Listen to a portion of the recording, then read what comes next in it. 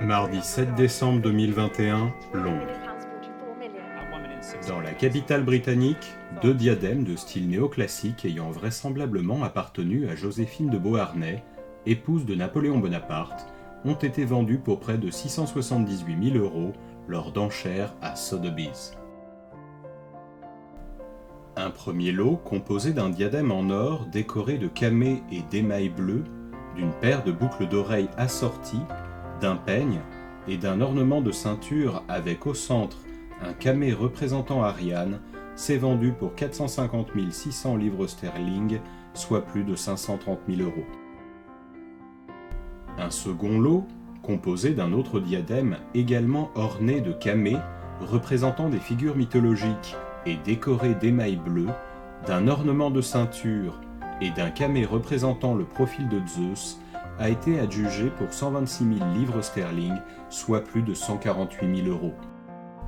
Ces deux diadèmes, très rares, datant du début du XIXe siècle, incarnent, selon la maison d'enchères, la fascination pour le style néoclassique qui atteint son apogée sous le régime de Bonaparte. Elles proviennent d'une collection privée britannique où elles ont été conservées pendant au moins 150 ans.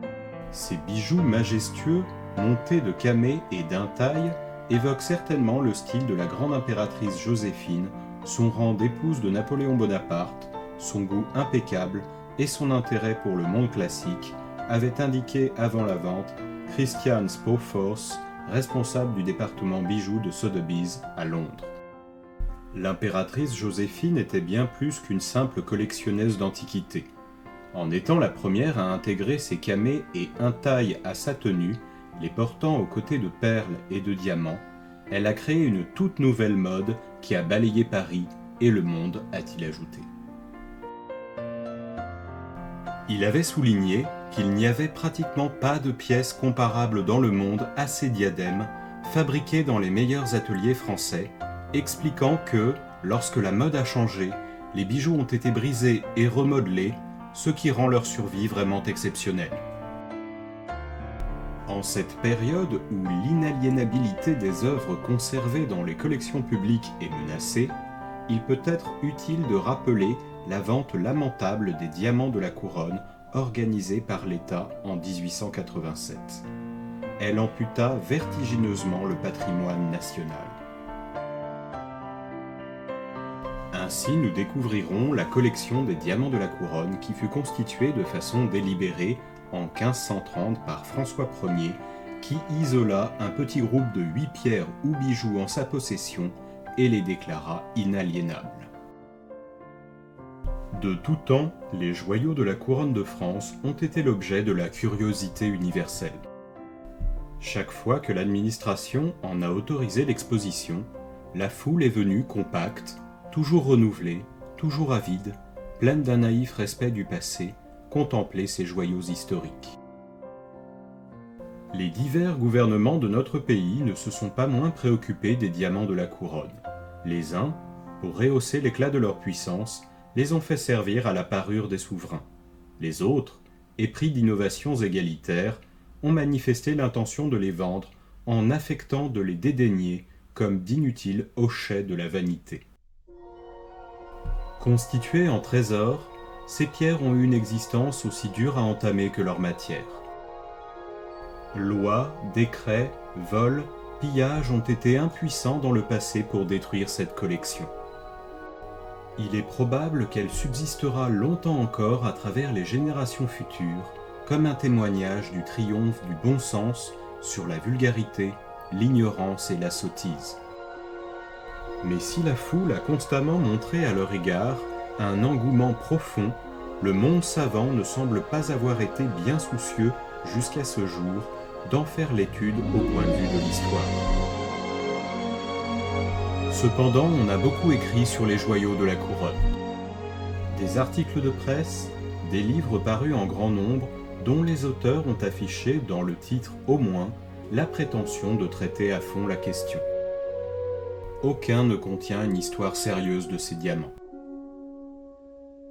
La plupart de ces traités ne nous ont fait connaître que des anecdotes douteuses, sinon apocryphes, qui ont fini par devenir populaires à force d'avoir été répétées.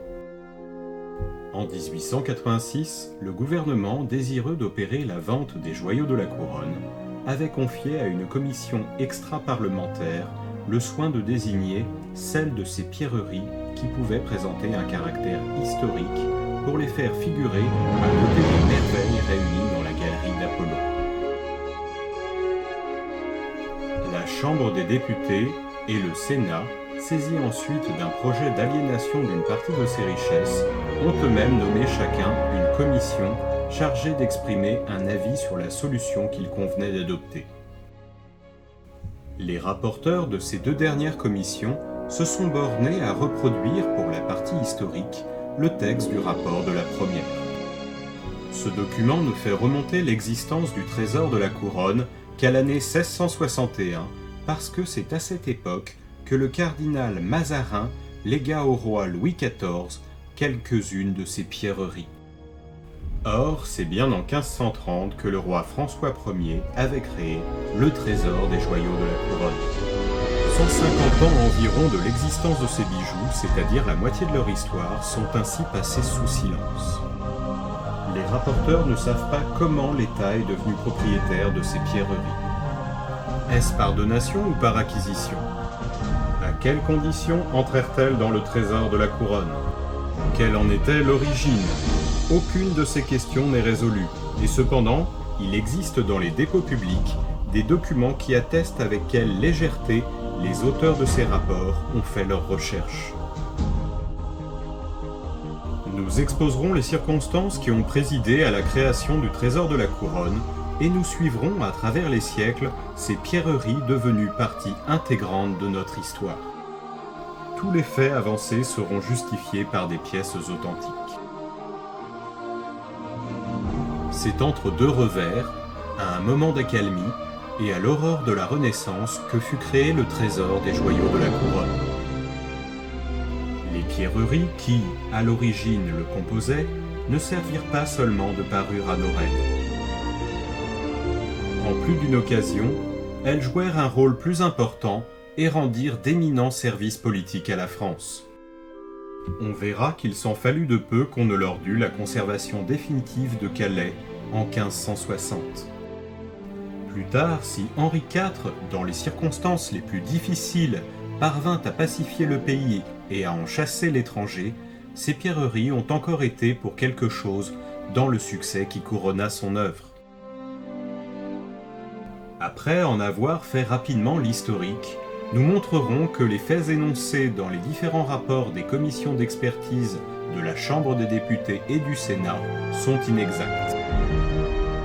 Nous prouverons en outre que ceux qu'on aurait pu y faire figurer ont été omis. Nous terminerons en démontrant que la vente des diamants de la couronne fut inutile, maladroite et antipatriotique. Le traité de Cambrai venait de réconcilier François Ier avec Charles Quint. Comme gage d'amitié, l'empereur délivrait les fils de France et accordait au roi la main d'Éléonore d'Autriche, sa sœur. François Ier se rendit immédiatement à Bordeaux, au-devant de la nouvelle reine, et ce fut dans cette ville qu'il créa, le 15 juin 1530, le trésor des joyaux de la couronne. Par ses lettres patentes, François Ier faisait don de ces joyaux à ses successeurs, c'est-à-dire à l'État, et il ordonnait que, à chacune mutation d'iceux joyaux, leur appréciation, poids, peinture, plomb soit vérifiée en leur présence, afin qu'ils baillent leurs lettres patentes obligatoires de les garder à la couronne. Il parut intéressant, en 1887, de mettre en lumière ce document ignoré alors que les pouvoirs publics s'arrogeaient le droit de vendre une partie des diamants de la couronne, alors propriété de l'État, tandis qu'ils n'appartenaient pas à cet État, car inaliénables. À cette époque, le trésor de la couronne ne représentait qu'une valeur totale de 272 242 écus soleil, soit environ 6 millions d'euros. Il se composait alors d'un grand collier et de 6 bagues. On appelait alors bague toute espèce de parure Mais, dans les inventaires de la couronne du XVIe et du commencement du XVIIe siècle, ce mot servait à désigner les pendants de cous et les broches que l'on suspendait sur la poitrine des femmes. La plupart des pierres comprises dans le trésor de la couronne provenaient d'Anne de Bretagne, qui les tenait de Marguerite de Foix. L'une d'elles était connue dans le trésor de la duchesse sous la dénomination de la Belle Pointe, dénomination qu'elle conserva durant tout le XVIe siècle. Mais la plus célèbre était un rubis de 206 carats, appelé la Côte de Bretagne. Elle est aujourd'hui l'une des pièces maîtresses des joyaux de la couronne de France. En 1530, elle était montée sur un pendant de cou ayant la forme d'un A romain. Catherine de Médicis la fit remonter avec 11 perles. À partir de cette époque, son histoire se confond avec celle de deux autres gros rubis, dont l'un prit le nom de A romain à cause de la forme du bijou au centre duquel il était placé. L'autre s'appela l'œuf de Naples. En 1570, lors du mariage d'Élisabeth d'Autriche, ces trois pièces subirent une nouvelle modification qu'elles ne gardèrent malheureusement pas longtemps, car, en 1588, le roi Henri III, obligé de lever des troupes pour repousser une invasion espagnole, engageait les trois rubis entre les mains de l'un de ses secrétaires, le sieur Legrand, contre un prêt de 347 000 livres tournois, prix auquel ils avaient été estimés. La Côte de Bretagne, seule, fut prisée, durant tout le XVIe siècle, 50 000 écus, c'est-à-dire environ 1,5 million d'euros. Le sieur Legrand ne tarda pas à mourir. Le 10 mars 1635 et le 7 octobre 1643, ses héritiers obtinrent de Louis XIII et de Louis XIV des lettres patentes les autorisant à vendre les trois rubis au cas où le remboursement du prêt n'aurait pas lieu immédiatement. On n'eut pas besoin de recourir à ce moyen extrême. En janvier 1670, Colbert faisait rendre un arrêt du Conseil déclarant les héritiers Legrand remboursés et ordonnant la réintégration des trois rubis dans le mobilier de la couronne, où ils restèrent jusqu'au 5 novembre 1749. À cette époque, le Conseil du roi ordonnait de remettre la Côte de Bretagne au sieur Jacquemin pour être montée dans l'ordre de la Toison d'Or. Elle fut alors confiée à Gay, le fameux graveur encamé de Madame de Pompadour. Celui-ci lui donna la forme d'un dragon, soutenant dans sa gueule la toison elle-même. La Côte de Bretagne, alors estimée 60 000 livres, fut portée par Louis XV et par Louis XVI. En 1792, elle fut volée. Comment rentra-t-elle depuis dans le trésor ? On ne le sait. Les énormes dossiers de la Révolution peuvent aujourd'hui nous l'apprendre, déposés soit aux archives, soit à la bibliothèque. La commission d'expertise a classé cette pierre, avec quelques autres, dans cette catégorie, sans importance pour être envoyée au muséum. Depuis, nous savons qu'elle a été comprise parmi les pierres destinées à être conservées dans les musées. On voit par l'exposé qui précède que l'histoire de ces pierres fut mouvementée. Il est probable qu'il existe encore d'autres pierres aussi intéressantes que la Côte de Bretagne, dont la commission a ignoré l'existence et dont personne n'a cherché à établir l'identité. Mais il nous faut revenir quelque peu en arrière. Le trésor constitué par François Ier ne subit sous le règne de Henri II que quelques modifications. Pendant cette période, Diane de Poitiers avait porté les diamants appartenant au roi. À la mort de ce dernier, elle fut naturellement disgraciée et François II, à l'instigation de Catherine de Médicis, lui réclama tous ses bijoux. Ce fut inutile car toutes les pièces prêtées à Diane se retrouvèrent au complet dans les cabinets du roi. Pour empêcher désormais les favorites de se parer des pierres superbes que François Ier avait achetées pour son usage personnel, moyennant des sommes considérables, François II, par lettre patente du 2 juillet 1559, fit entrer dans le trésor de la couronne tous les joyaux dont Henri II et lui avaient successivement hérité. Il n'oublia pas d'y faire figurer en ces termes la fameuse clause d'inaliénabilité. Laissons, donnons et affectons les dites bagues, joyaux et autres pierres précieuses pour y être et demeurer perpétuellement au trésor, comme les meubles précieux de la dite maison et couronne de France, sans qu'elles en puissent, pour quelque cause et occasion que ce soit, être distraites, vendues ou autrement aliénées, lesquelles vendition, aliénation et distraction nous avons interdit et défendu, interdisons et défendons par ces dites présentes. Parmi ces pièces, les plus célèbres étaient une croix de plusieurs brillants de 90 000 écus et une superbe table de diamants payée par François Ier 65 000 écus. Nous les verrons plus tard jouer un rôle historique important. Après avoir ainsi augmenté le trésor de la couronne, François II fit approprier toutes ses parures, au goût du jour, pour sa jeune femme.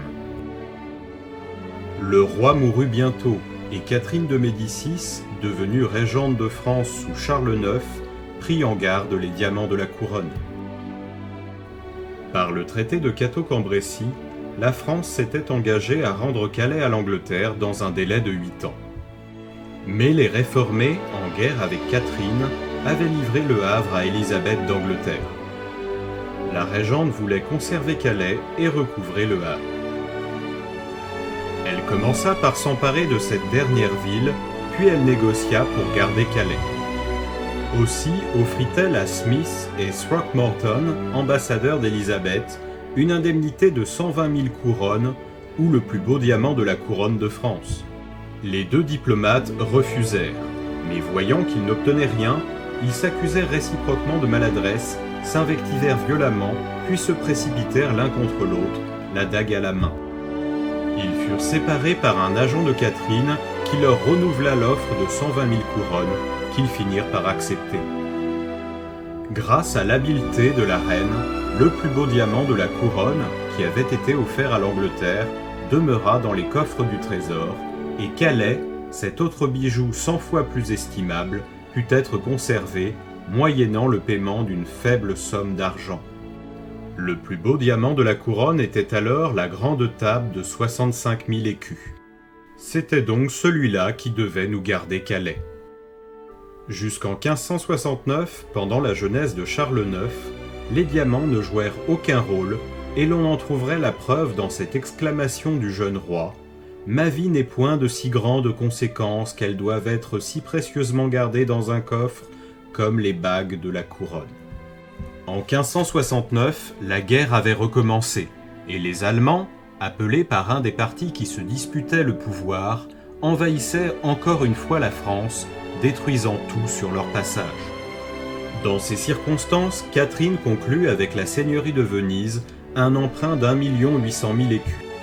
En gage, elle donna à la Sérénissime République la grande croix de diamant de 90 000 écus et la table de diamant, à laquelle l'histoire aurait dû décerner le nom de Calais, à plus juste titre qu'elle a donné à 2 autres diamants, le nom de Régent et celui de Sancy.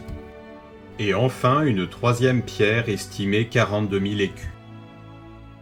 L'emprunt paraît avoir été assez tôt remboursé, car, à en croire les dépêches des ambassadeurs vénitiens, l'année suivante, les bijoux avaient été rendus à la reine. En tout cas, ils étaient rentrés en France au moment du mariage d'Élisabeth d'Autriche en novembre 1570, puisqu'ils figurèrent dans les fêtes données à cette occasion. La jeune reine devait, après 3 ans de mariage, les remettre à une nouvelle reine, Louise de Vaudémont. Tout d'abord, ils brillèrent à la cour de Henri III. Bientôt, le nouveau prince de Condé appela au secours des réformés Jean-Casimir, fils de l'électeur palatin Frédéric, en lui promettant, outre des sommes considérables, le gouvernement des 3 évêchés, Metz, Toul et Verdun. Le duc de Guise battit Casimir au passage de la Marne, à Dormans, mais il ne put empêcher le gros des forces allemandes de pénétrer au cœur de la France. La paix ne fut signée que contre la remise, faite à Casimir, de 600 000 livres en argent et de nombreux bijoux. Il rentra triomphalement dans son pays avec un butin considérable. Il était suivi de chars portant les bijoux, exposés de telle façon que tout le monde pouvait les voir. À partir de ce moment, Henri III engage entre les mains du duc de Lorraine, du duc de Savoie, des ligues suisses de Bâle, du cardinal Farnèse, du duc de Parme, du duc de Florence et de banquiers tels que Horatio Ruslet, Sénami et Zamet, la plupart des bijoux du roi et de la couronne. Les emprunts sont faits précipitamment et il serait trop long de chercher le sort de chacun de ces joyaux. On constate très facilement leur engagement, mais il est plus difficile de retrouver trace de leur rentrée en France. Enfin, le désordre arrive à son comble. Henri III dispose en faveur de ses mignons de sommes importantes et du reste de ses bijoux. La situation est telle qu'il ne doit plus subsister une seule pièce dans le trésor de la couronne, car le 1er octobre 1588, il décharge entièrement sa femme de la responsabilité attachée à la garde des bijoux qu'il a employée, dit-il, pour garantir des emprunts faits par son commandement. Pourtant, le trésor de la couronne s'était singulièrement accru. Charles IX avait fait de nombreux achats de pierres au moment de son mariage et Catherine de Médicis avait donné tout son avoir en bijoux. Henri III n'avait pas été moins large, et nombre de pièces achetées par lui étaient entrées dans les coffres de la couronne. Charles IX et Catherine de Médicis les avaient données pour qu'ils restent inaltérables à la couronne, mais Henri III avait introduit dans la donation qu'il fit des siens une clause assez bizarre. Il stipulait qu'au cas où il n'aurait pas d'enfant mâle devant lui succéder comme roi de France, il pourrait disposer de tous les bijoux à son plaisir. Entendait-il par là qu'il voulait les donner à son successeur? C'est ce que nous vous laissons deviner. Les époques qui suivent ne nous ont laissé aucun document. Ce qui est certain, c'est qu'au milieu du désordre général, un conseiller à la cour des aides, le sieur Devès, parvint à sauver un grand nombre de pierreries qu'il apporta à Mantes le 19 mai 1591 et qu'il remit entre les mains de Sully en son château de Rosny. La plupart des objets engagés chez les souverains ou dans des maisons de banque rentrèrent successivement en France et Henri IV possédait sans doute au moment de son mariage avec Marie de Médicis la plus grande partie des diamants de la couronne. Dès les premières années de son règne, il fit de l'argent, comme Henri III, avec toutes les pierres qu'il eut à sa disposition, et les nombreux arrêts des conseils des finances attestent que l'administration de Sully était aussi sage que la renommée l'a proclamé. C'est sous le règne de Henri IV qu'apparaît un personnage bizarre dont le nom est intimement lié à l'histoire des diamants de la couronne. Nicolas Harlay de Sancy, colonel général des Suisses, surintendant des finances, avait déjà levé en 1589 une armée de Suisse pour le compte de Henri III. Après la mort de ce dernier, il se rangea du côté de Henri IV. Selon les circonstances, il fut tantôt financier, tantôt homme de guerre et presque toujours marchand de pierres.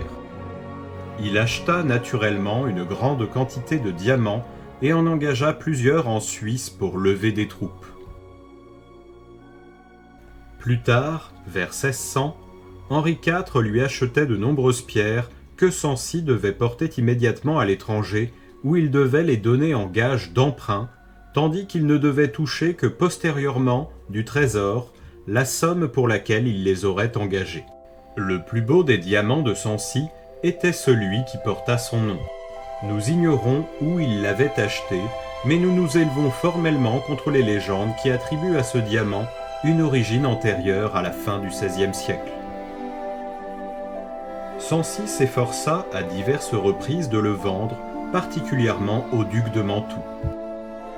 Après 4 ans de pourparlers, ce dernier ne se décidant pas, Sancy le vendit à la fin de mars 1604 au roi Jacques Ier d'Angleterre.